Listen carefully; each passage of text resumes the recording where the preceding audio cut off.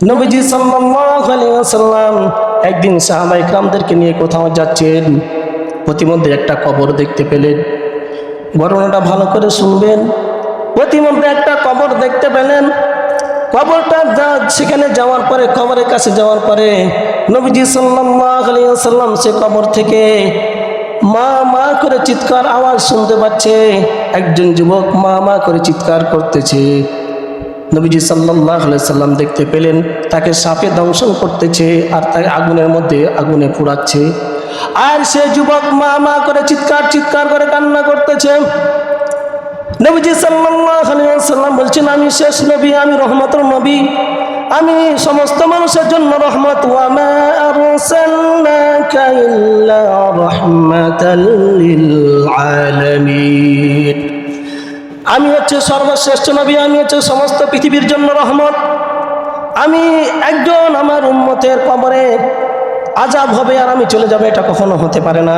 নবীজি সাল্লাল্লাহু আলাইহি ওয়াসাল্লাম সঙ্গে সঙ্গে সাহাবাদেরকে নিয়ে বললেন, শোনো সাহাবীরা, আমি তার জন্য দোয়া করতেছি, তোমরা হাত উত্তোলন করো।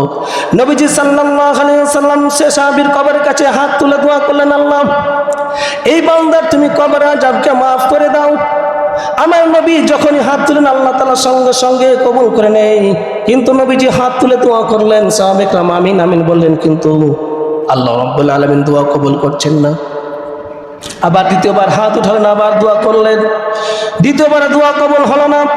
আবার তৃতীয়বার সে কবরের সামনে হাত উঠিয়ে দোয়া করতেছে নবীজি, যে নবী দোয়া করার সঙ্গে সঙ্গে আল্লাহ রাব্বুল আলামিন দোয়া কবুল করে ফেলেন, কিন্তু তার দোয়া কবুল হচ্ছে না। তৃতীয়বার দোয়া করলেন, কিন্তু দোয়া কবুল হলো না। আল্লাহ রাব্বুল আলামিনকে ডাক দিয়ে বলছেন, আল্লাহ আমি সর্বশ্রেষ্ঠ মানুষ, আমি সর্বশ্রেষ্ঠ নবী, আপনি আমার এমন কোনো খারাপ কাজ করেনি যে আমার দোয়া কবুল করেন না, কি জন্য আমার দোয়া কবুল হচ্ছে না আল্লাহ?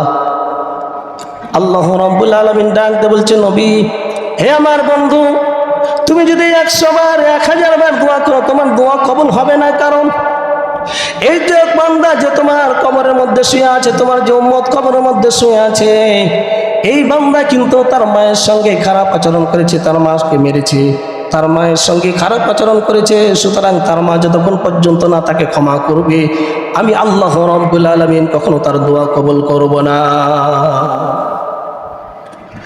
আমার বন্ধুগণ, আমার ভাইরা, নবীজি সাল্লাল্লাহু আলাইহি ওয়াসাল্লাম সঙ্গে সঙ্গে সাহাবীদেরকে বললেন, তার মাকে ডেকে নিয়ে আসো। সাহাবীরা তার মাকে ডেকে নিয়ে আসা হলো। বলল, মা তোমার সন্তান, এটা কার কবর জানো? বলছে, এটা আমার সন্তানের কবর। তখন বলছে, মা তোমার সন্তানের কবরের মধ্যে আযাব হইতেছে, তুমি এখনই মাফ করে দাও। তুমি যদি মাফ না করো আল্লাহ রাব্বুল আলামিন কখনো মাফ করবে না। আমি শুনতে পাচ্ছি তোমার সন্তান মা মা করে চিৎকার করতেছে, আগুনে পোড়াচ্ছে, সাপে দংশন করছে, মা মা করে চিৎকার করতেছে। তখন সে মহিলা মাথাটা নিচের দিকে দিয়ে কান্না করতেছে, চোখের পানি যেমন পদ্মা নদীর মতো বয়ে যাচ্ছে চোখ দিয়ে।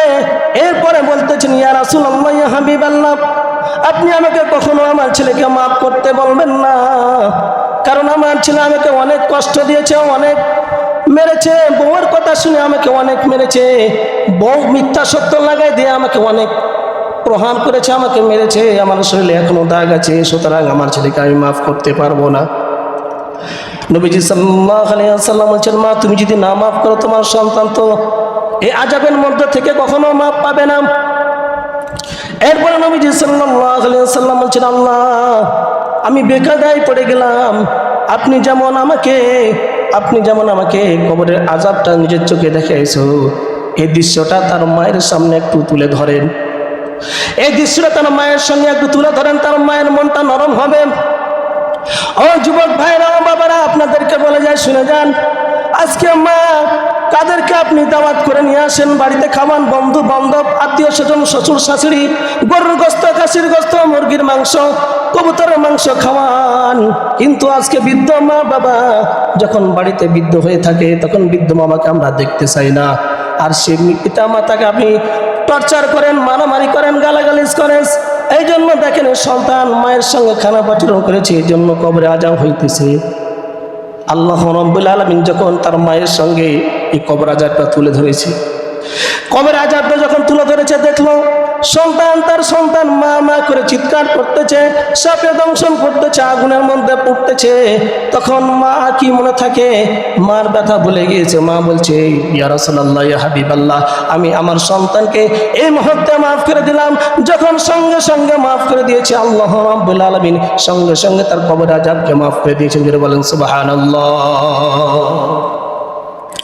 এই জন্য আমার বন্ধুগণ, আমার ভাইরা, পিতা মাতার সঙ্গে ভালো ব্যবহার করতে হবে, পিতা মাতার খেদমত করতে হবে, পিতা মাতার সঙ্গে সদ আচরণ করতে হবে। আল্লাহ রাব্বুল আলামিন ওয়া কাদা রাব্বুকা আল্লা তা'বুদু ইল্লা ইয়্যাহু ওয়া বিল ওয়ালিদাইনি ইহসানা। আল্লাহ রাব্বুল আলামিন বলেন, বান্দা তুমি আমি আল্লাহর ইবাদত করবা, আর কি করবা, তোমার পিতামাতার সঙ্গে ভালো ব্যবহার করবা, সদাচরণ করবা। কিন্তু আমরা আল্লাহ রাব্বুল আলামিন ইবাদত করতে চাই না, পিতামাতার সঙ্গে খারাপ আচরণ করি। এই জন্য যদি কবর আযাব থেকে আপনি যদি মাপ পেতে চান, ক্ষমা পেতে চান, আজকে পিতামাতার সঙ্গে আপনি যে খারাপ আচরণ করেছেন, এখনই যে আজকে বাড়িতে যে পিতামাতার ধরে পা ধরে মাপ নেবেন, সঙ্গে সঙ্গে পিতামাতা মাফ করে দিবে। যতই বড় অন্যায় করেন আপনি, কিন্তু পিতামাতা মাফ করে দিবে। কিন্তু আমরা পিতামাতাকে বউয়ের কথা শুনে, ওই যে বউকে আপনি 3 কথা নিয়ে এসে কবুল করে নিয়েছেন, আর পিতামাতা আপনাকে তিলে তিলে, 1 নয় 2 নয় 30 বছর 20 বছর পর্যন্ত তিলে তিলে মানুষ করেছে, টাকা খরচ করেছে, সেগুলো দিকে দেখেন না। আপনার বউ যখন কিছু বলে তখন আপনি বউয়ের কথা মাকে টর্চার করেন। এরকম যারা বউয়ের কথা শুনে মাকে টর্চার করে, আর হচ্ছে কুলাঙ্গার সন্তান। আমার বন্ধুগণ, আমার ভাইরা, এই জন্য পিতামাতার সঙ্গে সদ আচরণ করবেন। নবীজি সাল্লাল্লাহু আলাইহি সাল্লাম হাদিসের মধ্যে বলেন, আল কবরু রাউযাতুম মিন রিয়াজিল জান্নাহ আও হুফরাতুম মিন হুফারিন নার। হয় কবরটা তোমাদের জন্য জান্নাতের টুকরো হবে, অথবা জাহান্নামের গর্ত হবে। আপনি যদি পিতামাতার খেদমত করতে পারেন, পিতামাতাকে ভালোবাসতে পারেন, কবরটা জান্নাতের টুকরো হবে। আর যদি আপনি পিতামাতার খেদমত না করতে পারেন, পিতামাতার সঙ্গে যদি খারাপ আচরণ করেন, আপনার কবরটা হবে জাহান্নামের একটা গর্ত। এখন আপনারা কোনটা চয়েস, যেটা আপনাদের ইচ্ছে, জান্নাতে নিতে পারেন অথবা জাহান্নামে নিতে পারেন। আমার বলার কাম আমি বলে দিলাম, বাল্লিগু আন্নি বলা হয়, আমার কাজ হলো ট্রান্সফার করা, আমার কাজ হলো বলে দেওয়া। আমার বন্ধুগণ, আমার ভাইরা, এই জন্য পিতামাতার সঙ্গে ভালো ব্যবহার করবেন। আল্লাহ রাব্বুল আলামিন কোরআনে কারিমের মধ্যে বলেন, الذين ينفقون أموالهم بالليل والنهار سرا وعلانية فلهم أجرهم عند ربهم ولا خوف عليهم ولا هم يحزنون।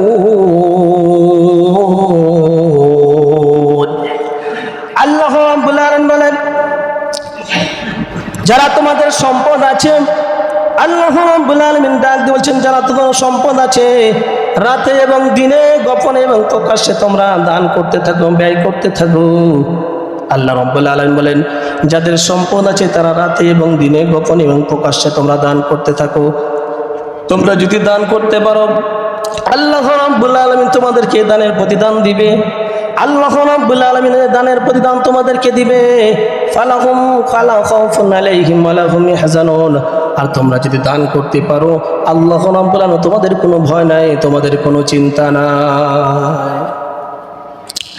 আমার বন্ধুগণ, আমার ভাইরা, তাবুকের যুদ্ধে নবীজি সাল্লাল্লাহু আলাইহি ওয়াসাল্লাম, তাবুকের যুদ্ধে যাওয়ার আগে নবীজি সাল্লাল্লাহু আলাইহি ওয়াসাল্লাম বেলালকে বললেন, বেলাল ঘোষণা করে দাও, বেলাল ঘোষণা করে দাও যে যার যা কিছু আছে, নবীজি সাল্লাল্লাহু আলাইহি সাল্লাম মসজিদ নববীতে বসে আছেন, যার যা কিছু আছে নবীজির সে রুমালের উপরে, চাদরের উপরে তোমরা দিয়ে আসো।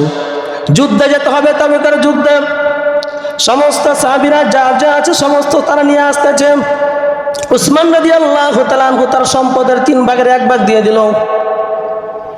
হযরত ওমর রাদিয়াল্লাহু তাআলা আনহু তার সম্পদের 2 ভাগের 1 ভাগ দিয়ে দিল।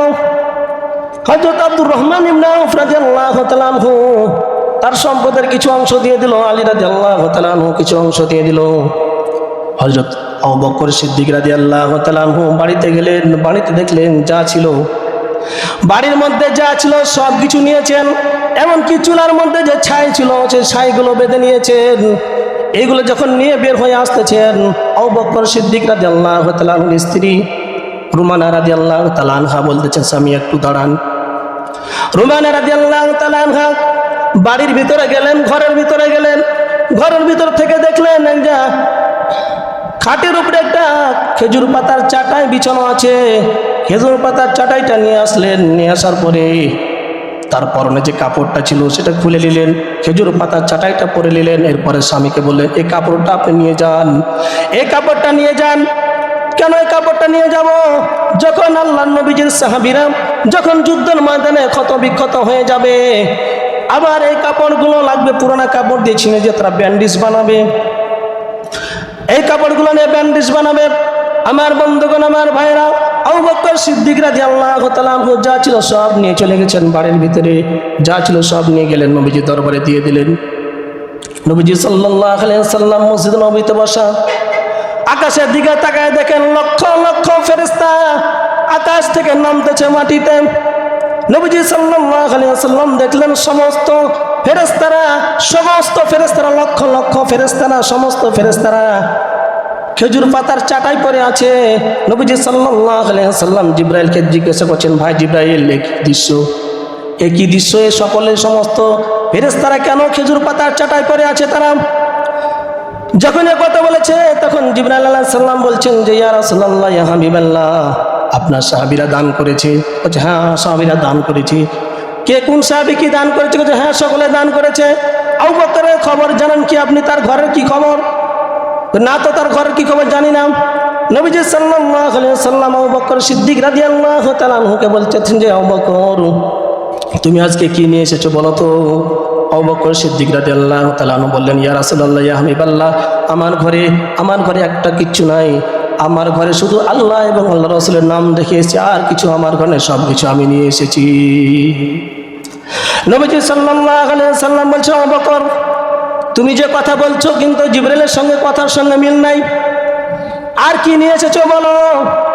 আবু বকর সিদ্দিক রাদিয়াল্লাহু তাআলা আনহু বলছেন, ইয়া রাসূলুল্লাহ, ইয়া হাবিবাল্লাহ, আমি যখন আমার বাড়ি থেকে বের হয়ে আসতেছিলাম, এমনকি চুলার ছাই পর্যন্ত নিয়ে আসতেছিলাম, তখন আমার স্ত্রী ডাক দিয়ে বলছে, স্বামী একটু দাঁড়ান। ঘরের মধ্যে যে সে তার পরনের শাড়িটাও দিয়ে দিয়েছে, সে চাটাই পড়ে আছে।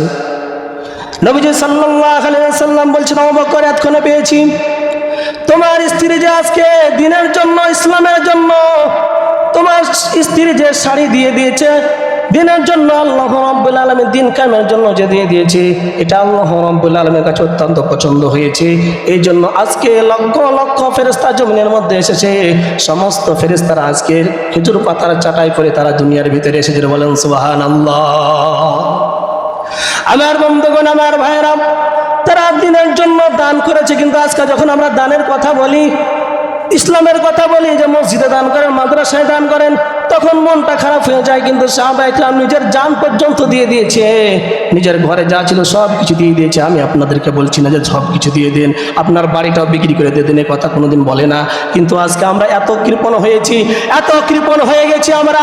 আল্লাহ রাব্বুল আলামিন আপনাকে যে সম্পদ দিয়েছেন, এটা আপনার সম্পদ না। আল্লাহ রাব্বুল আলামিন আপনাকে সম্পদ দিয়েছেন। আপনি বলবেন যে আমার মেধা দিয়ে, আমার পরিশ্রম করে সম্পদ উপার্জন করেছি, কিন্তু শক্তি কে দিয়েছে? মেধা কে দিয়েছে? আল্লাহ রাব্বুল আলামিন দিয়েছেন। কিন্তু আপনি আল্লাহর মেধা, আল্লাহর শক্তি ব্যয় করে আপনি দান করতে চান না। কিন্তু সাহাবায়ে কেরামদেরকে আপনি তাকায় দেখেন তারা কিভাবে আল্লাহর রাস্তায় দান করেছে। এই জন্য তো তারা দুনিয়ার মধ্যে থাকতে জান্নাতের সার্টিফিকেট পেয়েছেন। কিন্তু আজকে আমরা মুসলমান সন্তান হয়ে, মুসলমান হয়ে দুনিয়ার ভিতরে জাহান্নামের সার্টিফিকেট নিয়ে আবার জান্নাত যেতে যাচ্ছে। কথা ঠিক না? আমার বন্ধুগণ, আমার ভাইরা, এই জন্য দান করতে হবে আল্লাহ রাব্বুল আলামিনের রাস্তায়। আপনি আল্লাহর রাস্তায় দান করবে, আল্লাহ রাব্বুল আলামিন খুশি হয়ে যাবে। কিন্তু আমরা আল্লাহর রাস্তায় দান করতে চাই না, দান করার কথা বললে মনটা খারাপ হয়ে যায়।